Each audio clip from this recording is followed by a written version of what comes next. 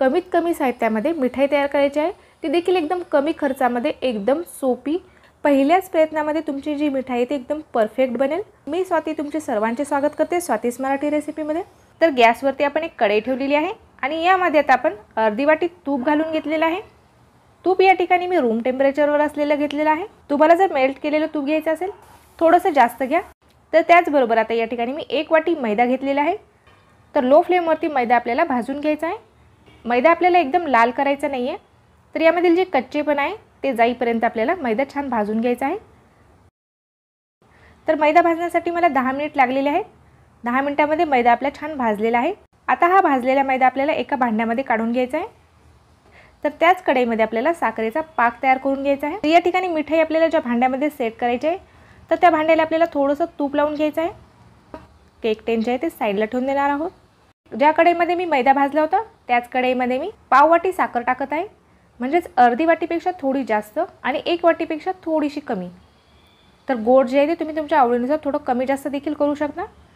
त्याचबरोबर आपण या ठिकाणी अर्धी वाटी पाणी टाकलेलं आहे. जेवढी मी साखर घेतलेली आहे तेवढंच मी पाणी टाकलेलं आहे. आणि आता आपल्याला साखर छान विरघळून घ्यायची आहे. आपल्याला 1 तारी अशी चाचणी पाहिजे. काजू कतलीसाठी आपण ज्या पद्धतीने चाचणी तयार करतो तशाच प्रकारची आपल्याला 1 तारी चाचणी पाहिजे, म्हणजेच बोटावरती आपल्याला एक तार तयार झाला पाहिजे. आणि आपण यामध्ये पाणी कमी टाकले तर चाचणी जी आहे ते एकदम पटकन होते. तर याला आपल्याला चेक करत राहायचं आहे. बोटावरती अलगद असा एक तार तयार होत आहे तेव्हाच लगेच आपल्याला गॅस बंद करायचा, कारण आपण यामध्ये मैदा टाकणार आणि मिक्स करणार तोपर्यंत परत आपली जी चाचणी आहे ती जमते. जो भाजलेला मैदा आहे तो यामध्ये टाकायचा आहे आता आपल्याला आणि व्यवस्थित मिक्स करून घ्या. गॅस आता बंदच आहे, मी गॅस चालू केलेला नाही आहे. यामध्ये लम्प्स राहिले नाही पाहिजे. तर व्यवस्थित आपल्याला हे मिश्रण मिक्स करून घ्यायचं आहे. गरज पडली तर लो फ्लेमवरती गॅस थोडासा चालू करा. आता आपण हे मिश्रण छान मिक्स करून घेतलेलं आहे. तर बघू शकता हे मिश्रण अशा पद्धतीचं तयार झालेलं आहे. आपलं जे मिठाईचं मिश्रण आहे ते सेट होण्यासाठी आता तयार आहे. ज्या भांड्याला आपण तूप लावून घेतलेलं आहे त्या भांड्यामध्ये आपल्याला हे मिश्रण ओतून घ्यायचं आहे आणि एखाद्या चमच्याच्या किंवा वाटीच्या साहाय्याने हे मिश्रण आपल्याला छान पसरून घ्यायचं आहे. सेम लेवल करून घ्यायचं आहे आपल्याला. अशा पद्धतीने मी आता याची एक लेवल तयार करून घेतलेली आहे. हे मिश्रण जे आहे ते मी केक टेनमध्ये व्यवस्थित पसरून घेतलेलं आहे आणि एक थोडीशी जाडसर अशी लेअर ठेवलेली आहे. तर तुम्हाला कितपत जाड मिठाई हवी त्यानुसार याची लेअर ठेवा. आता या ठिकाणी मी पिस्ताचे काही काप घेतलेले आहेत. पिस्ता मी कट करून घेतलेला आहे. तर पिस्त्याने आपल्याला एक गार्निश करून घ्यायचं आहे. तुम्ही काजू बदाम किंवा कुठलेही ड्रायफ्रूट्स यावरती टाकू शकता किंवा ड्रायफ्रूट्स नाही टाकलं तरी देखील मिठाई छान तयार होते. आणि चमच्याने आपल्याला हलकंसं याला प्रेस करायचं आहे जेणेकरून आपण जे लावलेले पिस्ते आहेत ते निघणार नाही. मिठाई सेट झाल्याच्यानंतर त्यासोबत हे पिस्ते जे आहेत ते देखील छान सेट होतील मिठाईमध्ये.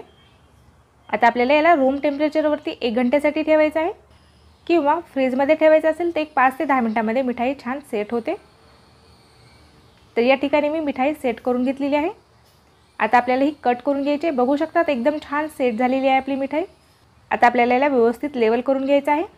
तर यामध्ये जे साईडचा एक्स्ट्रा भाग आहे ते मी कट करून घेतलेला आहे.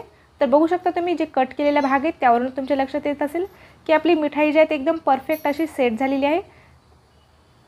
आता आपल्याला याचे पीसेस कट करून घ्यायचे आहेत. तुम्हाला हव्या त्या आकारामध्ये तुम्ही ही मिठाई कट करून घ्या. तर मी अशा पद्धतीने आता ही कट मारून घेत आहे. तर एकदम इझिली आपली मिठाई कट होत आहे, म्हणजेच मिठाई आपली छान सेट झालेली आहे. तर बघू शकता एकदम छान याचे पीसेस देखील निघत आहेत. बिलकुल खाली चिटकलेले देखील नाही आहेत. एकदम इझी आणि एकदम झटपट तयार होणारी एकदम कमी खर्चामधली आपली ही मिठाई तयार झालेली आहे. तर खाण्यासाठी देखील ही मिठाई खूप मस्त लागते. 8 ते 10 दिवस ही बर्फी खराब होत नाही. फ्रीजमध्ये ठेवलात तर तुम्ही आणखीन जास्त दिवस स्टोअर करून ठेवू शकता. तर एकदम इझी आणि एकदम झटपट तयार होणारी तोंडात टाकताच विरघळेल अशी मैद्याची बर्फी तयार झालेली आहे. तर या रक्षाबंधनला तुम्ही नक्कीच ही मिठाई ट्राय करा. एकदम कमी खर्चामध्ये आपली 1 किलोपेक्षा जास्त मिठाई तयार झालेली आहे. बघू शकता तुम्ही, तोडून देखील दाखवत आहे मी तुम्हाला. एकदम इझिली तुटत आहे. तर एकदम सॉफ्ट आणि मऊ अशी आपली ही मिठाई तयार झालेली आहे. तर तुम्हाला आजचा हा व्हिडिओ कसा वाटला ते कमेंट करून कळवा. त्याचबरोबर व्हिडिओ आवडला असेल तर व्हिडिओला लाईक करा आणि अशाच नवनवीन रेसिपी बघण्यासाठी चॅनलला सबस्क्राईब केलं नसेल तर प्लीज चॅनलला सबस्क्राईब करा. भेटूयात अशाच एका छानशा रेसिपीसोबत. तोपर्यंत बाय बाय.